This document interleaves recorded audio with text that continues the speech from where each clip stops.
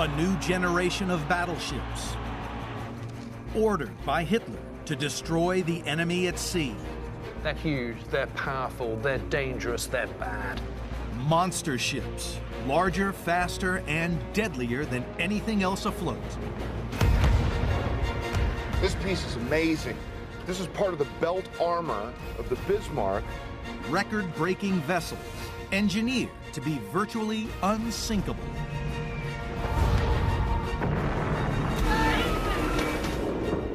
What sort of ship is that can survive the bomb that makes that? It's something else. Überhaupt keine wichtige Rolle gespielt. This is the story of the rise and fall of Hitler's megaships. The biggest construction projects of World War II, ordered by Hitler to secure world domination. Now they survive as dark reminders of the Führer's fanatical military ambition. These are the secrets of the Nazi mega-weapons.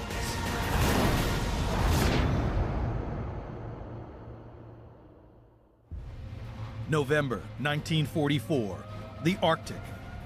The Nazis' single largest weapon, the Tirpitz, is under attack. Feuer, Anton! Feuer, Bruno! 28 Allied bombers drop their 6-ton loads.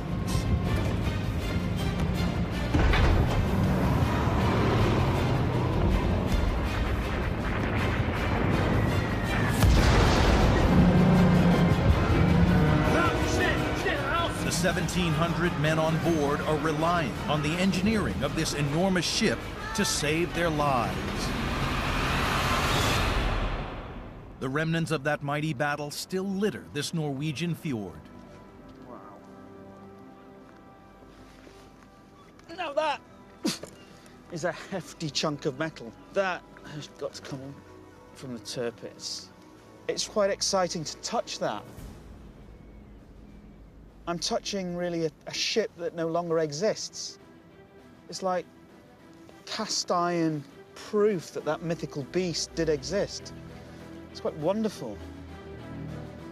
Battlefield archaeologist Dr. Tony Pollard is exploring the final resting place of the Tirpitz. And for the first time ever, documentary cameras will reveal what remains of Hitler's megaship. The remains of the Tirpitz still lie on the bottom of this fjord. She was the last of Hitler's megaships, but even as a solitary vessel, she posed a massive threat to the British. And the Royal Navy made her their #1 target and would stop at absolutely nothing to hunt her down. The story of Hitler's megaships begins over 4 years before the outbreak of World War II. In 1935, Nazi Germany is on the rise, and Hitler has plans for world domination. He's building up all of his armed forces, but the area where he's weakest is at sea. Hitler's navy is just a fraction of the size of its European rivals. The limitations on the size of the German Navy goes back to the Treaty of Versailles in 1919, the end of the First World War, when Germany's military machine is massively reduced. And the whole point about that is to make sure that Germany can never do it again. But of course, when Hitler comes to power in 1933, he starts to tear that agreement up. And the Allies are really powerless to do anything about it. Hitler wants to build a navy to show the world the extreme power of the Third Reich. But turning his vision into reality will be a Herculean task. Hitler's understanding of the Navy is very limited indeed. He likes to think of himself as this great military leader, but actually his military training goes so far as what he's achieved in the First World War, which is rising to the rank of corporal. Naval matters, no, this is something he's not tuned into at all. The man Hitler turns to is Admiral Erich Raeder. A veteran of naval battle strategy, Hitler is relying on him to revolutionize the German Navy. Show me what you have got here and how you've prepared it.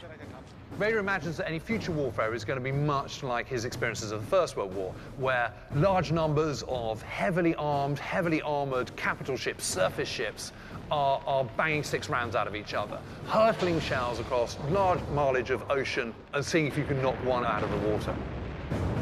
It's not more complicated than that. Raider's master plan requires the biggest battleships the world has ever seen.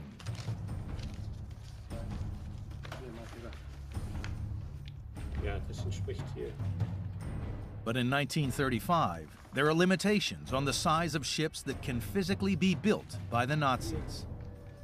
They just simply don't have a large enough number of shipyards. They don't have a large enough number of dry docks, wet docks, on the scale that they need. This is not something you can just magic up in a couple of years. It takes time. Überhaupt keine Zeit. Zeigen Sie mir, was Sie hier vorbereitet haben. Raider's solution is to expand the German Navy's home port at Wilhelmshaven on the North Sea coast. Shallow waters limit the size of the current fleet. A new system of deep water locks will allow the Nazis to build their megaships here before unleashing them into the open sea. Exploring the remains of Raider's mighty locks is naval historian Jan Witt. Wow, this is huge. This is probably one of the largest locks in the entire world. What we see here is the Raider lock, which was built in the 1930s. It's 350 meters long, 60 meters wide, and about 14 meters deep. This is simply overwhelming. Over 1 million cubic meters of concrete is needed to build the locks at a cost of $1.7 billion in today's terms, but it won't be finished until 1942. In 1936, Hitler's not interested in locks. He wants big ships.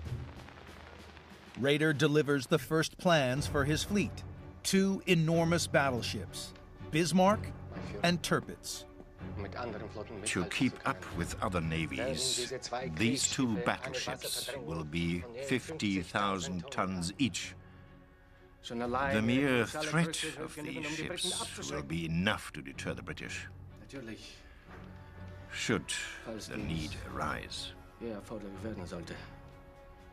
The Tirpitz and the Bismarck, which are the 2 big battleships that Germany's building in the 1930s, are larger, longer than anything the British have, and indeed the French. Bismarck and Tirpitz are so big, very few shipyards have the infrastructure to build them. One is Blohm+Voss in Hamburg.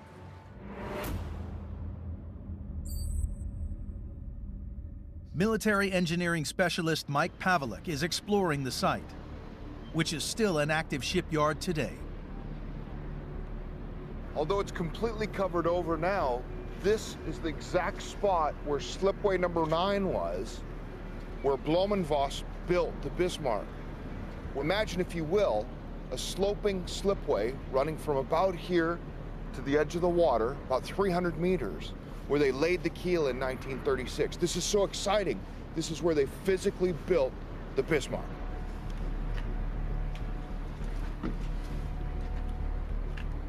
A veritable forest of steel girders and cranes lined the slipway. They acted as sort of a scaffolding as parts and pieces were brought in to build the ship. It looked a lot like an open hangar.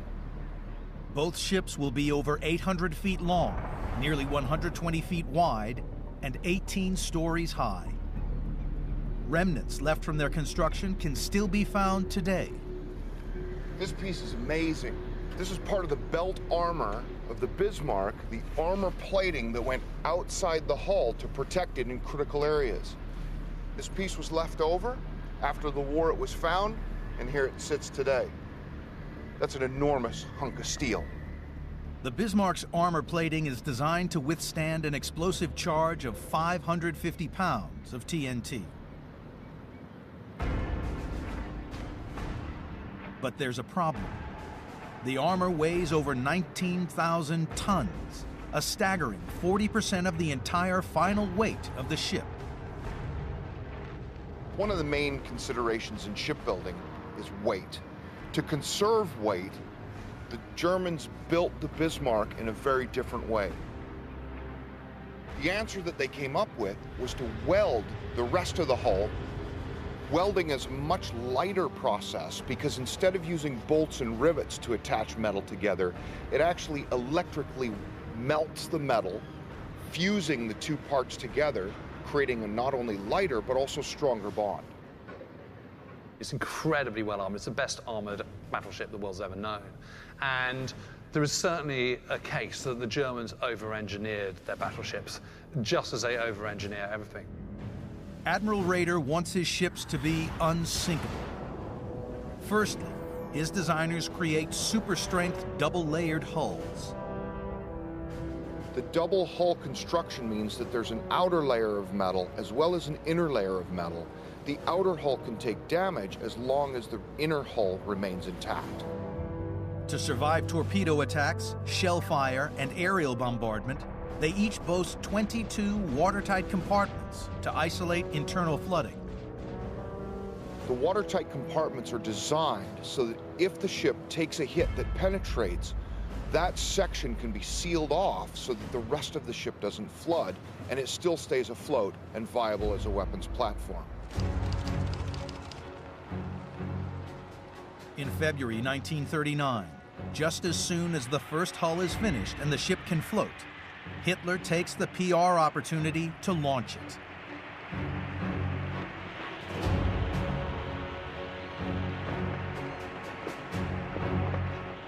"60,000 spectators turn up to watch the naming of Hitler's first megaship. Mit diesem heißen Wunsch begrüßt das deutsche Volk sein neues Schlachtschiff Bismarck. Auf Befehl des Führers und Reichskanzlers tauche ich dich auf den Namen Bismarck.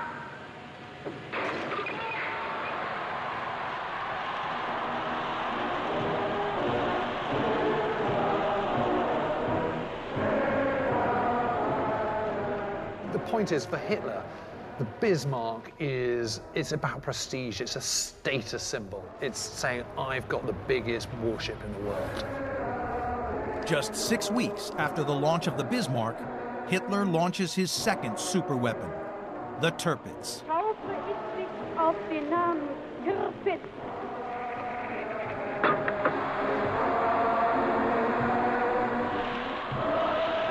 When Hitler looks at the Bismarck and the Tirpitz, what he's seeing is an image of his prestige.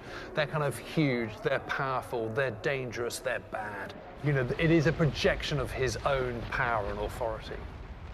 Hitler's 2 new megaships are afloat and will soon be ready for war.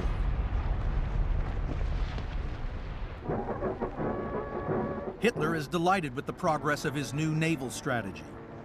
But Bismarck and Tirpitz are just the beginning of Raeder's plan for the German Navy.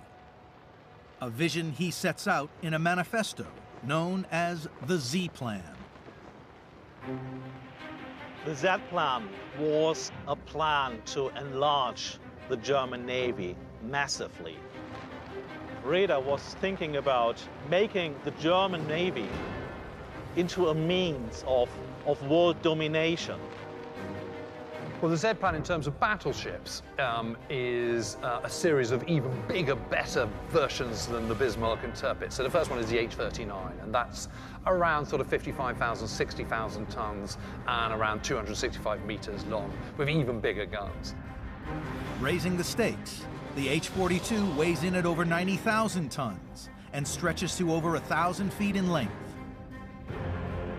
And the final one is the H-44, which is absolutely ginormous. I mean, it's 155,000 tons. It's getting on for 400 meters long. It's got guns that are going to be 508 millimeters in diameter. To put that in some perspective, you know, probably the biggest field gun that the Allies are using is 210 millimeters in the Second World War. So, you know, you're talking something that's absolutely enormous.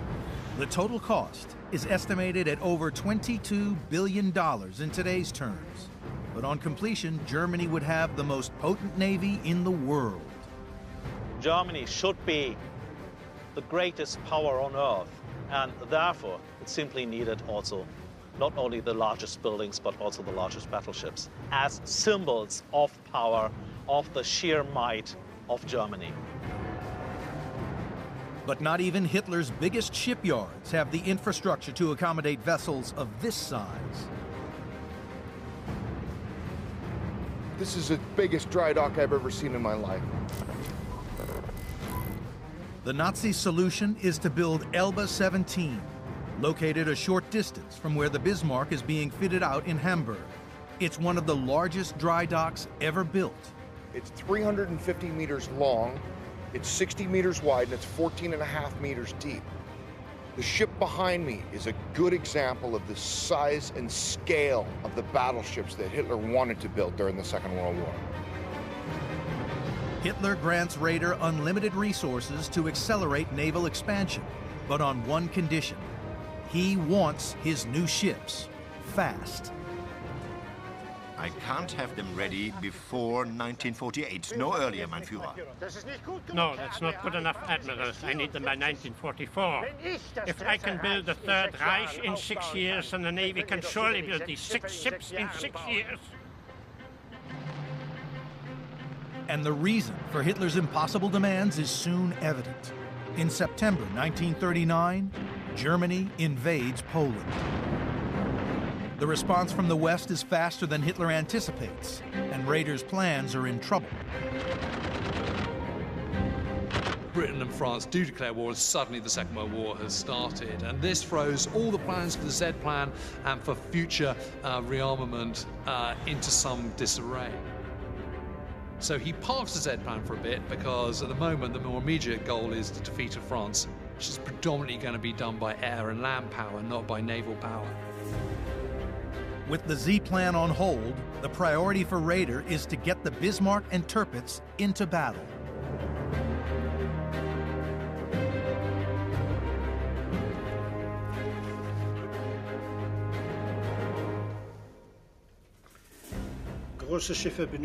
Big ships need big guns. If the British have 15-inch guns, then Bismarck has to have them. We cannot have ships that are smaller in any way. Hitler's demanding big guns for a very simple reason, that bigger guns means you should always be able to outgun your enemy. So if your enemy can only fire a shell, say, 12 miles, but you can fire a shell 14 miles, then you've got a 2-mile advantage where they won't be able to hit you. Summer 1940, and Hitler's land battles are a success. Nazi Germany has control over most of Western Europe. It's good news for Raeder. 10 months after being put on hold, his Z plan can be revived. There was only one enemy left for Germany in Europe, and that was Britain. And since Britain was a major naval power, this was the chance for Raeder to revive his Z plan, to build up a great, powerful, strong German fleet to press Britain into defeat. With over 80 battleships and 500 U-boats, we could beat any navy in the world. America, Great Britain, Japan. No longer are we talking about 8 aircraft carriers, we're talking about 20, we're talking about 80 battleships. You know, the world seems to be at their feet. They're confident, they're overexcited, they're basically like kids in a sweet shop. The Z plan is back on as the first of Hitler's megaships is completed. On September 15th, 1940, the Bismarck set sail for the first time to the Baltic Sea for trials. This is the bank of the Kiel Canal, and this was the way the Bismarck took on her first journey from Hamburg to the Baltic. 61 miles long, the Kiel Canal cuts across land from Hamburg to the Baltic Sea.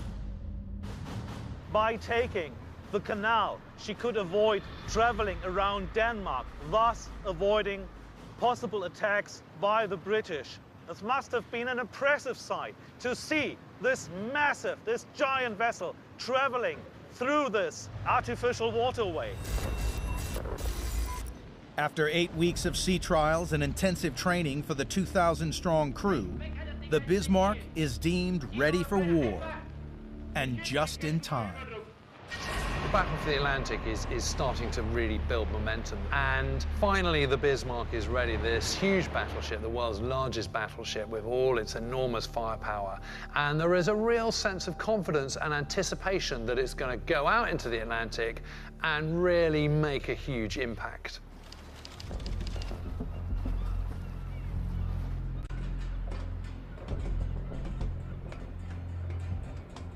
In May 1941, Hitler inspects the Bismarck and newly finished Tirpitz with Fleet Commander Admiral Gunther Lütjens.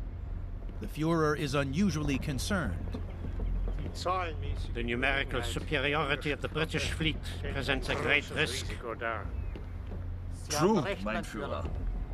But the Bismarck is by far superior to any British capital ship. By May 1941, when Hitler inspects the Tirpitz and the Bismarck, he's much more persuaded by the value of U-boats. And it seems that there is a growing tension between Raeder and Hitler on Raeder's vision for the Navy, which still involves surface vessels. Raeder is very keen to get the Bismarck out into action because when it goes out there, it is going to show Hitler that he was right all along. And so he wants to test his greatest warship. But Hitler is nervous about sending his prized battleship to war. While Raeder was thinking in military terms, Hitler was more thinking in terms of propaganda, of politics, of the image of Germany in the world. On May 18th, 1941, the Bismarck embarks on her maiden mission under the command of Admiral Lütjens. Codenamed Exercise Rhine, her task is to attack the Atlantic convoys supplying Britain with the essential materials it needs to keep fighting.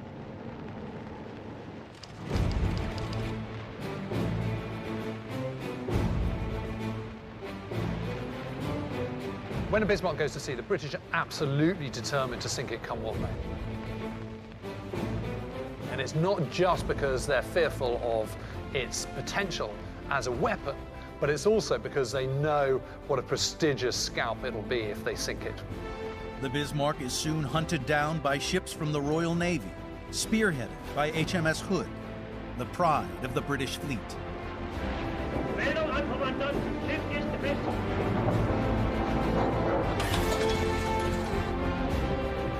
The Bismarck and Hood engage in heavy gunfire.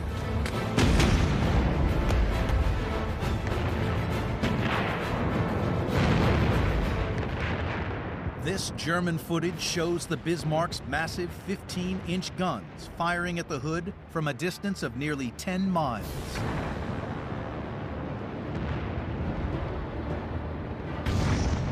The Bismarck sinks the Hood with a direct hit. HMS Hood is possibly the most famous ship in the Royal Navy, more so than its battleships, more so than its aircraft carriers. It's the one ship that everybody knows in Britain. So to sink it with one shell is a terrible, terrible blow for the British and a great coup for Raeder. But Bismarck is damaged too. Now all available ships in the Royal Navy fleet pursue the Bismarck, seeking revenge. After 2 days, planes from the British aircraft carrier Ark Royal intercept Hitler's megaship and target her with 18-inch torpedoes weighing 1,600 pounds. One finds its mark. The torpedo hit the Bismarck's Achilles heel. It detonated in the steering room at the rear of the vessel, flooding the steering room, thus locking the Bismarck's rudder, and this sealed the fate of this giant vessel. With her rudder locked, the Bismarck enters a steep turn. While other ships might now engage their propellers to counteract the turn, the Bismarck has a fatal design flaw. The propellers are grouped so close together, they're completely ineffective as a means of steering. The Bismarck is a sitting duck for the British Royal Navy.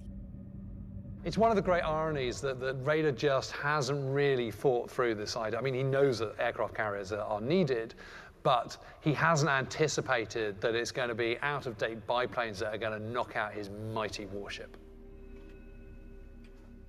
In Germany, Raeder gets the news that Bismarck is doomed, as Lütjens orders his men to fight to the last shell.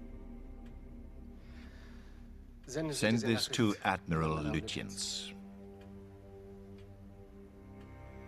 All our thoughts are with you and your ship. We wish you success in your desperate struggle.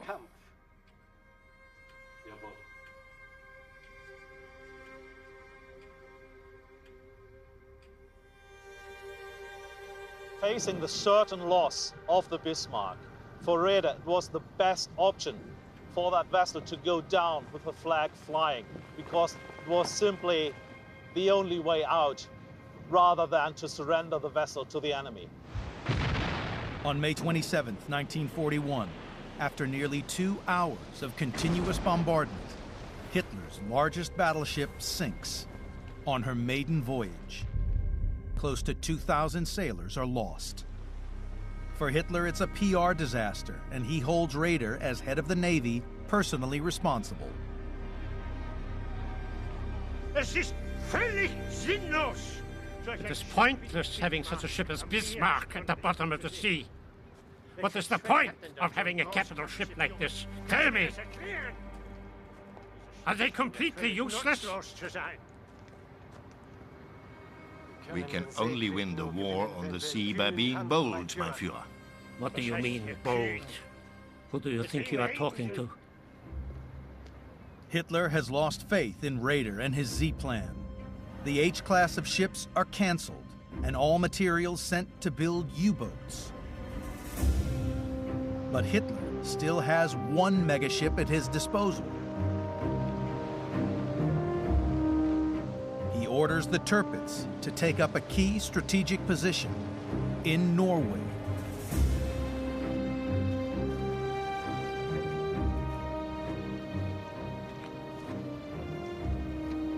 Norway's important to Nazi Germany for a number of reasons.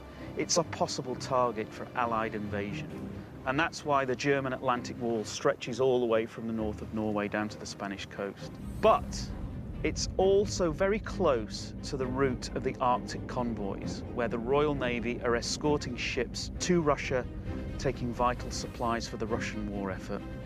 And if the Germans are going to disrupt those convoys, they need to be in Norway. Hitler's plan for the Tirpitz soon pays off.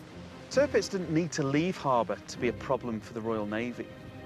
The very fear of her presence was enough for them to throw extra resources into escorting convoys, and they were ships that could have been used elsewhere. This suits Hitler.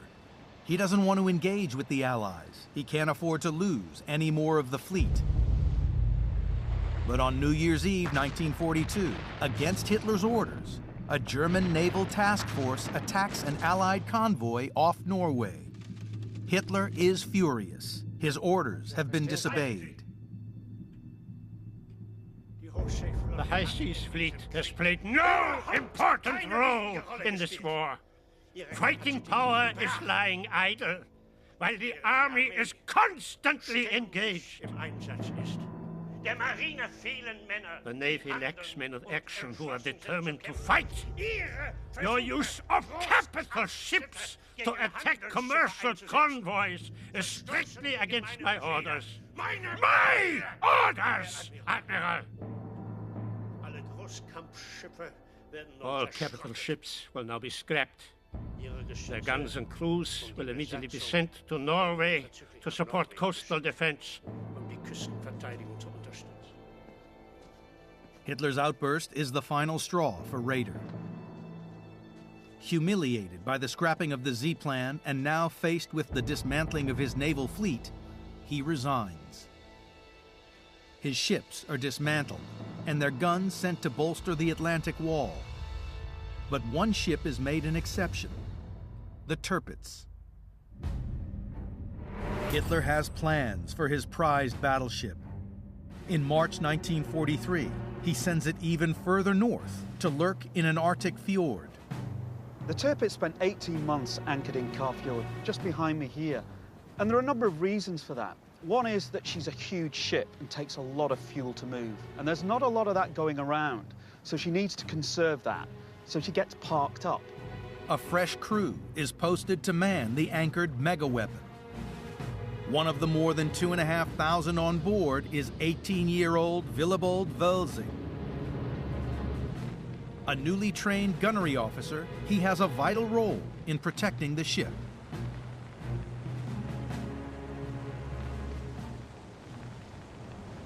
The Allies are after her. There are no safe havens further south. She needs somewhere to hide. And this is a maze, it's a warren of fjords and waterways. And the idea is that she can get lost in here. But look at this place, it's a natural fortress. You've got sheer cliffs on either side, it's deep water, it's a safe place. But natural protection isn't enough for Hitler. The Nazis order a bigger defensive strategy for the Tirpitz.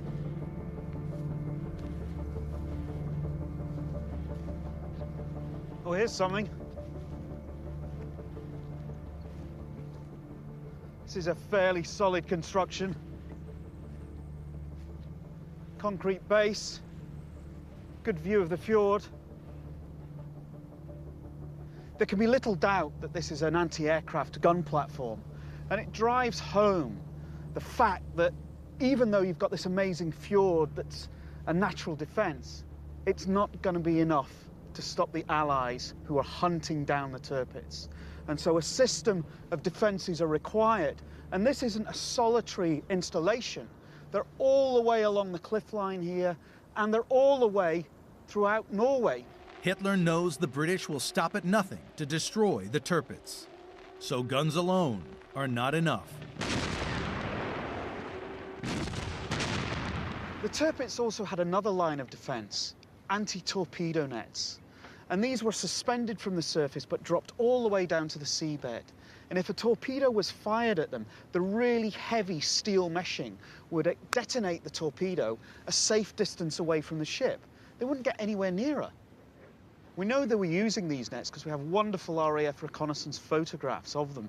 And they come out from the shore, around almost to the headland, and then all the way back again, with the ship safely berthed inside them. In Kafjord, Tirpitz now lurks. Like a dragon in her lair, she waits to take on her predators. And she won't have to wait long.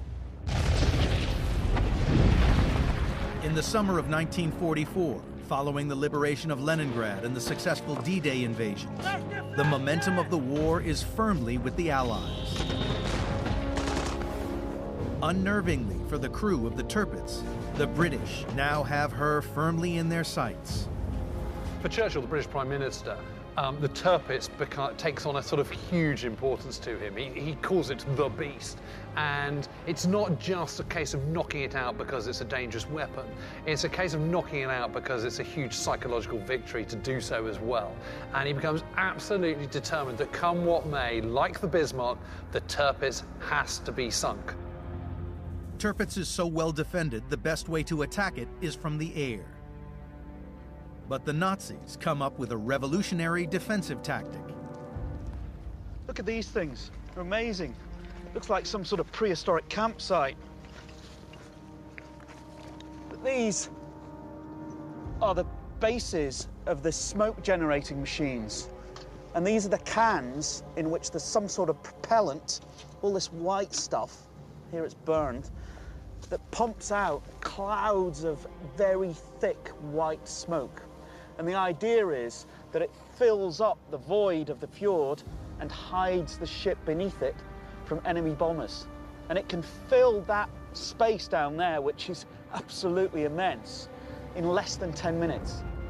But there's a problem. It's all very well using these huge smoke canisters and surrounding yourself in a huge grey cloud so that your enemy can't see you. But the flip side of that, of course, is that you then can't see your enemy either. To avoid being blinded by their own smoke, the Nazis exploit the location's rugged terrain. So what the Germans did was to emplace anti-aircraft guns on the tops of the cliffs above the smoke so that they can see the enemy aircraft. And here's one, very roughly made out of local stone, circular wall, but on top you can see that there is concrete. So these guns are set into a mount. And there's, look, you can see that. There's been some sort of mounting in there, in that circular recess. But these are ideally situated. You've got an incredible view in that direction and in that direction. So you'd see the enemy bombers coming from miles away. And there are several of these. There's one here, there's one just back there, and one even further back. So there's like a little fortress of them. This place is really heavily defended, protecting the ship down below. While at anchor in Kafjord, the Tirpitz is subjected to wave after wave of unsuccessful Allied attacks. And the crew of the Tirpitz are scoring hits of their own.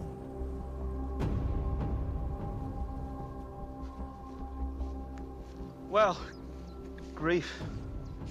This is something else entirely. This is obviously an aircraft wreck. Grief, look at the size of these pieces. Looks like a piece of the engine block. These are the remains of a British Grumman Hellcat fighter, which was shot down by anti-aircraft fire in August 1944.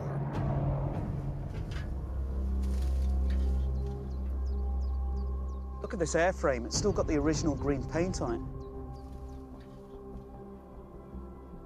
This wreckage is a terrible reminder of how dangerous the Tirpitz was. The Allies would go to great lengths to try and destroy it and sacrifice men on those missions.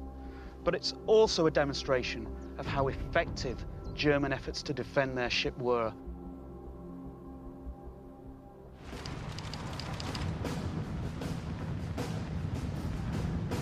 In September 1944, Churchill orders the next heavy bomber attack on the Tirpitz. 2 squadrons of Lancaster bombers, including the elite Dam Busters, famous for their legendary raids on Germany a year earlier, set out from a refueling base in northwest Russia. 21 of them are armed with a brand new weapon. The Tallboy was a bomb designed by the British to penetrate hardened targets, like concrete bunkers or ship's decks. When it was used, it could be dropped and it would reach near supersonic speeds by the time it impacted on the ground. The 12,000-pound bomb was absolutely devastating. It was the perfect weapon to use against the Tirpitz.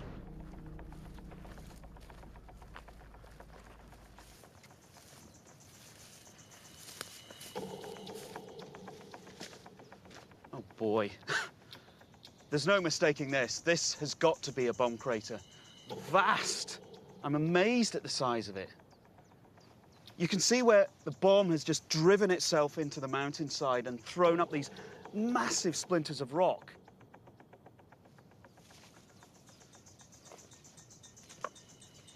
Oh, wow. Oh. Oh. This is a bomb fragment, and it's by far the biggest bomb fragment I've ever seen. It's phenomenal. That is stunning. Look at the size of it.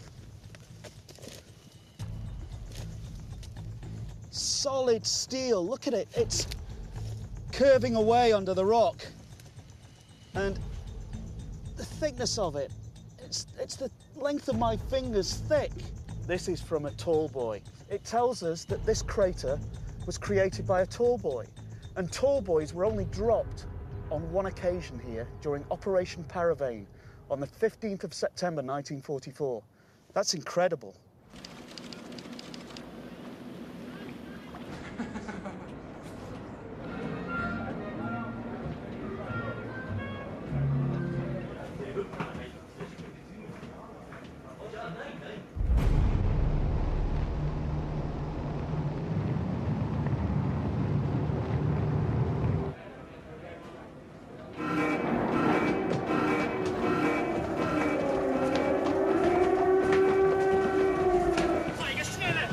On the Tirpitz, air raid sirens signal the approaching bombers.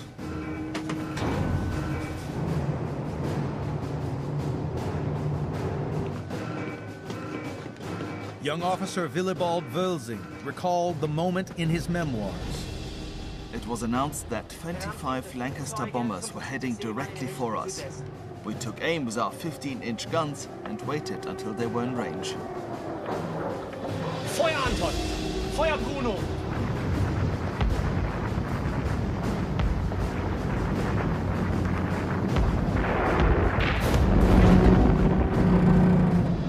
Smoke from the defensive canisters fills the fjord and begins to cover the ship. From the deck of the Tirpitz, her guns unleash a barrage of fire as the first wave of bombers deploy their deadly cargo.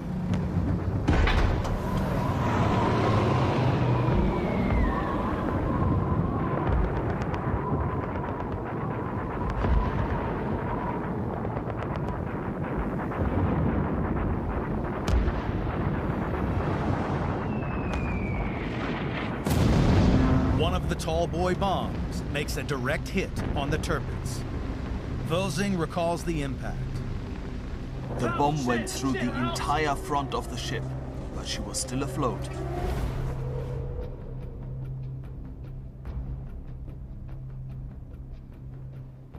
Imagine the devastation it must have caused. It drove itself through the top deck all the way down to the bottom. It ripped a 40-foot wide hole in her side, water spouting everywhere, dead men everywhere. But the thing is, it didn't sink her. It just wounded her badly. What sort of ship is that can survive the bomb that makes that? It's something else. The incredible engineering of the Megaship saves her. The watertight compartments and double hull stop her sinking. But internally, the damage is catastrophic. It can't be repaired again. It's no longer seaworthy. All it's good for is being a kind of floating gun platform and nothing else. Its seafaring days are over. But the British don't know the Tirpitz is out of action. To them, she is still a huge threat. And for the Nazis, that makes her worth saving. Engineers patch up the giant hole in the hull, and with the war going badly for the Nazis, Tirpitz sails south to protect the strategic port of Tromsø. The Germans, in order to protect the ship, build up the sandbank underneath the ship to keep it safe so that if it is hit again, it will just simply settle rather than sink outright. The Tirpitz, by default, becomes part of the Atlantic Wall. The Nazis might think the Tirpitz is now unsinkable, but they have made a critical error. She's sailed straight into range of the RAF bombers operating from Scotland, and the Nazi megaweapon is still their #1 target.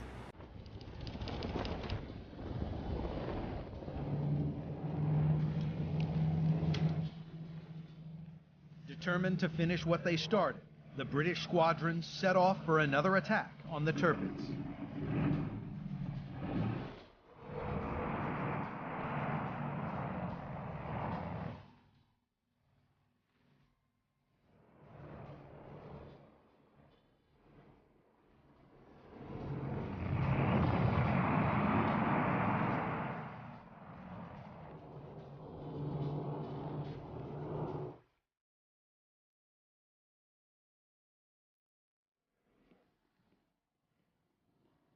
In Norway, the incoming bombers are detected, and the crew of the Tirpitz prepare to fight back.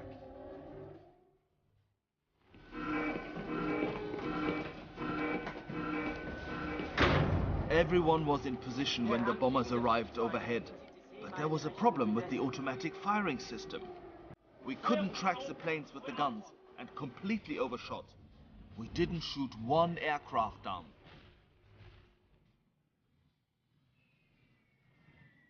This is the actual footage of the Tallboy raid on the Tirpitz.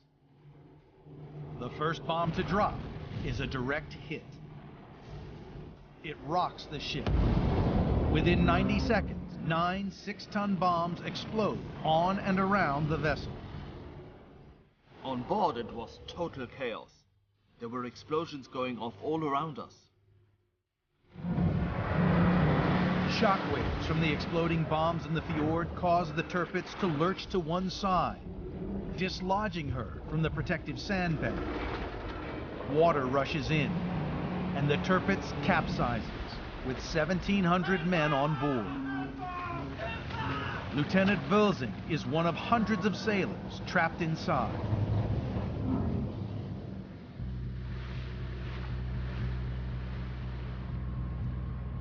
We're on the exact spot where the Tirpitz capsized in 1944. If you'd been here 70 years ago, you'd have seen her huge hull stretching out in front of us like a massive whale on the surface. So all of this is material from the ship? Yes. All over here. She's turned over onto her side and onto her back. So a lot of the stuff that would have been high up in the superstructure would be pushed down into the mud. Into the seabed. Despite a salvage operation in the 1950s, close to 20% of the Tirpitz is still scattered across the bottom of the fjord. Now, for the first time, documentary cameras will reveal what remains of Hitler's single biggest weapon. There you go, it's you. This team of highly experienced divers specialize in wreck exploration.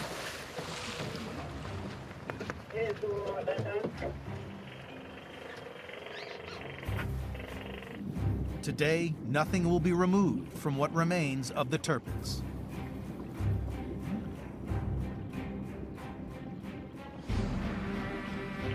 Incredible. These mounds of wreckage are really incredible. It's just like some giant has taken the battleship and shaken it, and everything inside it has fallen to the bottom of the fjord. And that's what we're looking at now. There's loads of stuff there. Visibility is pretty good, actually.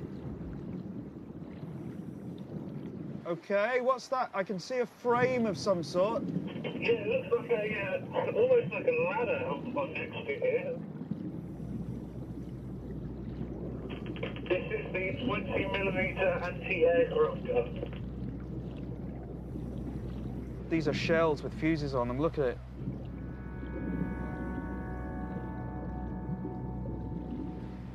Amazing. That's the pointy end of one of the projectiles that the big guns on the ship would have fired. In this case, 15-inch guns, massive. They could fire between 20 and 30 miles. Incredible weapons. The ship had 8 of them.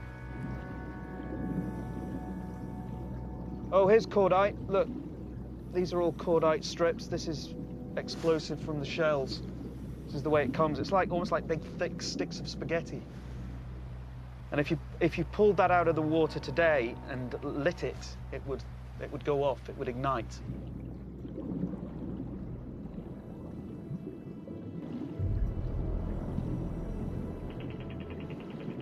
Oh yeah, you can clearly see that. So you get to that there. Wow. Sailor's boot. That's very clear. See the toe.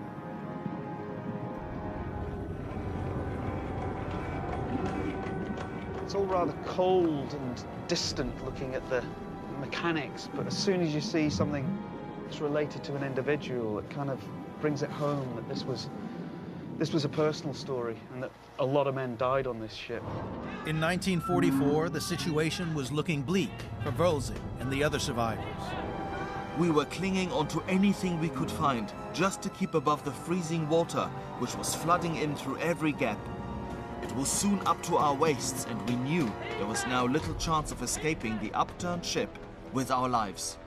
The heavy armor plating and thick steel hull that made the Tirpitz so impregnable now traps those still inside. 30 minutes after the Tirpitz capsized, only the upturned hull now remains above the surface of the fjord, and the tide is rising. It's no use. We can't get out. We've tried everywhere. Most of the men are trapped alive on board, and a huge rescue operation gets underway immediately, and they're on the hull with blowtorches trying to get holes, and they can hear the men tapping on the metal.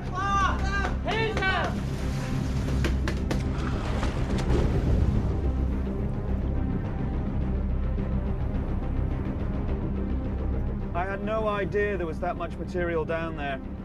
No, it's endless. Endless.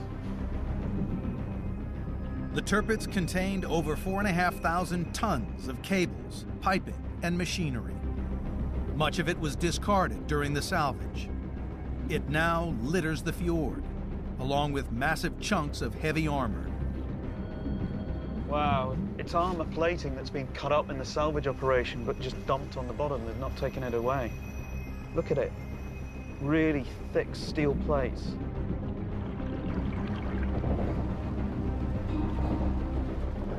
Cutting through this armor presented the only chance of rescuing the hundreds trapped inside. Könnt ihr das hören? Hey! We're in here! Can you hear us? Help! Desperately, they tried to give signal to their comrades outside. They were smashing, they were hammering against the walls of the ship.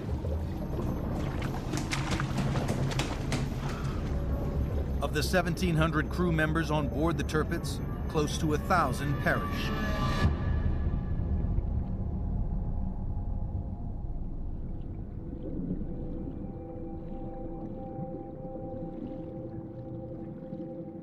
We've just found a book. That's phenomenal. Absolutely unbelievable, this is. You can read the writing just perfectly. It looks like it's been down here for 2 days.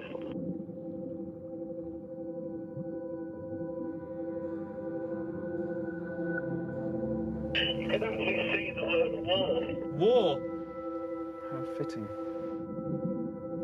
I've just found what looks like part of a belt or a medal or something here.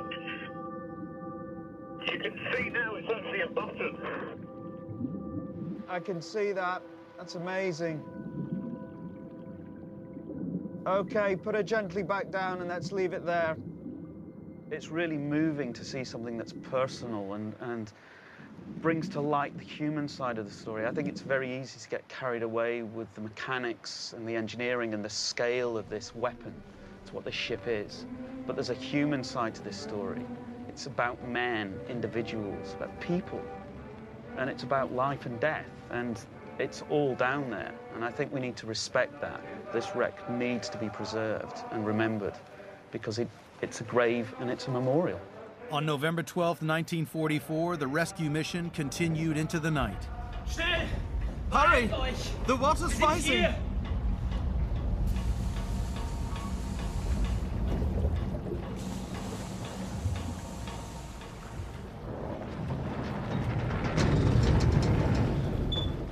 Lieutenant Willibald Wölsing was one of only 87 sailors rescued from within the ship. The sinking of the Tirpitz marks the end of Hitler's naval aspirations forever. By the end of 1944, in the West, the Allies are advancing through Europe. In the East, the Soviets are pushing towards Berlin.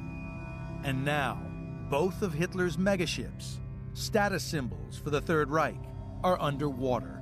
Ultimately, Hitler's megaships fail because there's just not enough of them, and they're not supported either by other warships and, more importantly, by air power. There's no aircraft carriers, and in the Second World War, you need battleships with air power. That's something that the Nazis never, ever developed. Big ships are a thing of the past. War has been overtaken by air power, by submarines. And it's no coincidence that aircraft played a key role in the sinking of both ships. After the war, Grand Admiral Raeder is sentenced to life imprisonment at the Nuremberg trials for violating the Treaty of Versailles. Released early on grounds of ill health, he dies in 1960. Willibald Wölsing returns to civilian life in Germany. The sinking of the Tirpitz draws to a close the era of the Nazi megaship. Never again will such battleships rule the sea.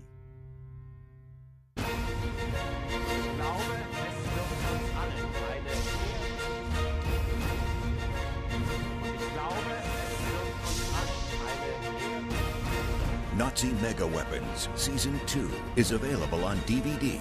To order, visit shoppbs.org or call 1-800-PLAY-PBS.